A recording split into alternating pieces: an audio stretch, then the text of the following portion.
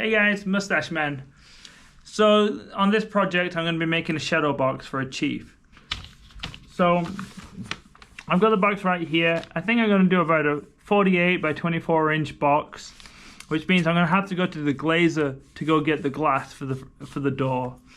I'm doing a raised out section on the bottom down here so that all the brass and hardware is closer to the glass, and then it's sunk in here for the jacket. So I've got my frame right here, dimensions. It's going to be a 2-inch style around there. I'm going to have the front right here made out of plywood. I'm going to use hickory for the frame. The sides, I'm going to have this is the back view. I'm going to have an opening in the back so I can get to the electronics, because I'm going to put some lights inside this box. I've got some rough ideas of what sizes I need for this box.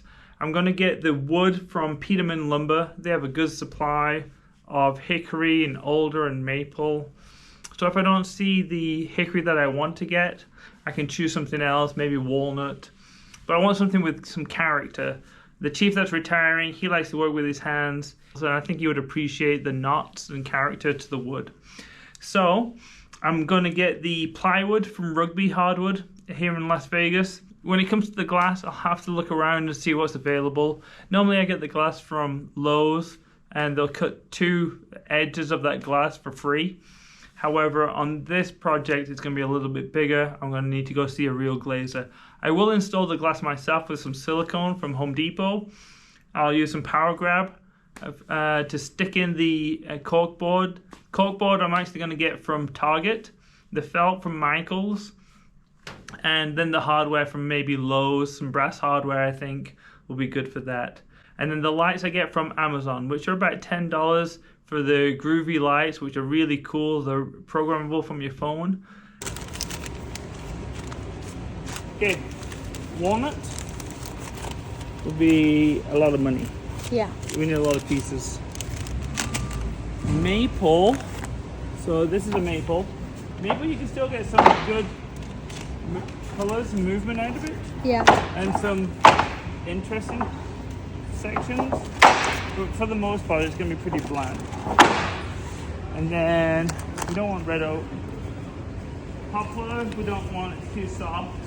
Alder, we can do alder. Alder has some interesting stuff like cherry. I like this one. You like that? Yeah. We eventually decided on hickory for the characteristics of the wood. That was a little bit of movement. Look at that. There's some colour there, some knots, another splodge. It goes in a little bit more, so you can't actually use all of this.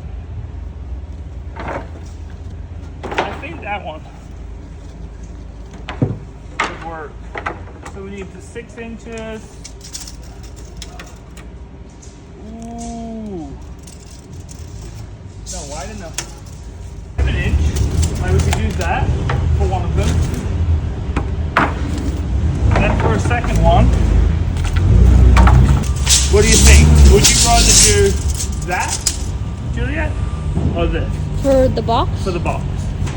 I like these ones. You like those ones better? Yeah. Okay, let's do that.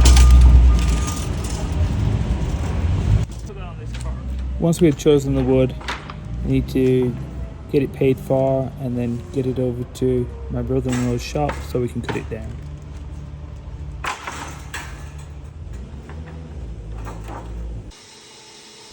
I'm just cleaning up the edges of the board so I know exactly how wide the usable surface is of the board, just in case I need to go back and get some more wood.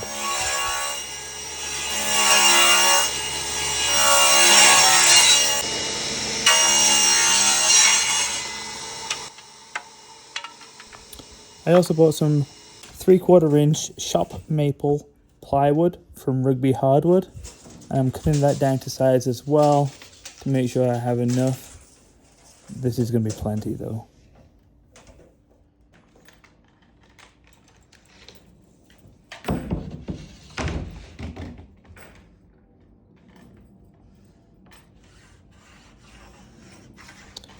I'm using my battery skill saw just to cut this to what I need it roughly. So I went and got some hickory hardwood from Peterman Lumber here in Las Vegas. 6 inches wide, already cut that on the table saw. And I've got just measured where I'm going to mark my pieces for the frame and for the size of the cabinet. I got my table saw and I got a chop saw. So that's pretty much all I'm going to need right now. So I'm going to get going.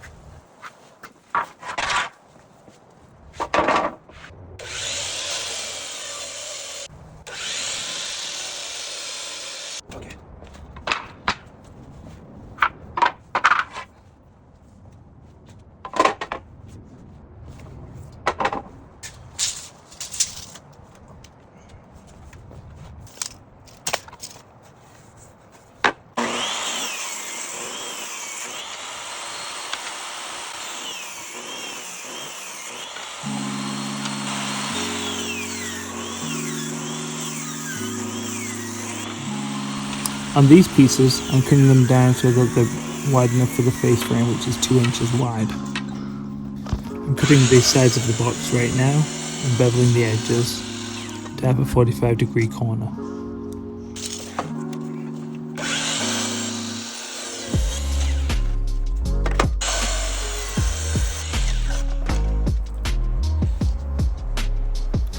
I roughly assembled the box. All the corners look nice and tight. The door frame gets cut at a 45-degree angle. Here I'm measuring up 2 pieces so that they're exactly the same, and I mark the longer one so I can make them both the same. Got myself a nice juicy slither right there. So get it out. Got it.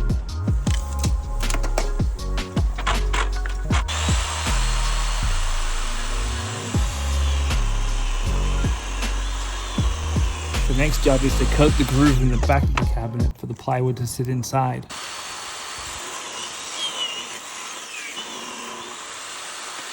We're going to go 3/8 this way.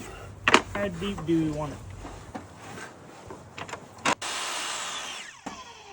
So that right there. Take that out. We'll put the glass in right there.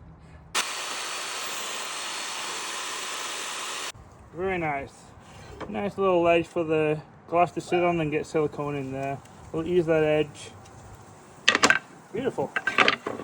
Made the groove about 1/4 inch back, right here, and then the width of the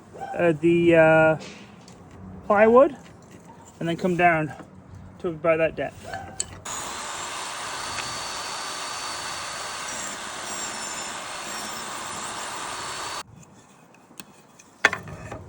We have our groove now,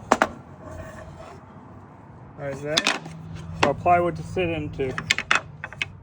Now we can decide if we want it like this, with plywood underneath, coming in here with it for a shelf, or if we want it like this, with this showing at the front, with a little notch at the back for the plywood.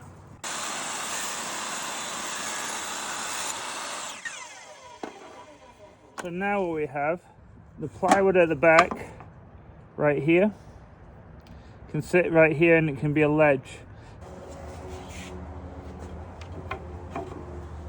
Oh yeah, we got a little bit of room in there too, so it's not too tight. I'm just going to come in the back like that and just sit on top. Okay. Thanks for watching. Consider subscribing if you want more videos like this. Next video, I'm going to be putting it all together.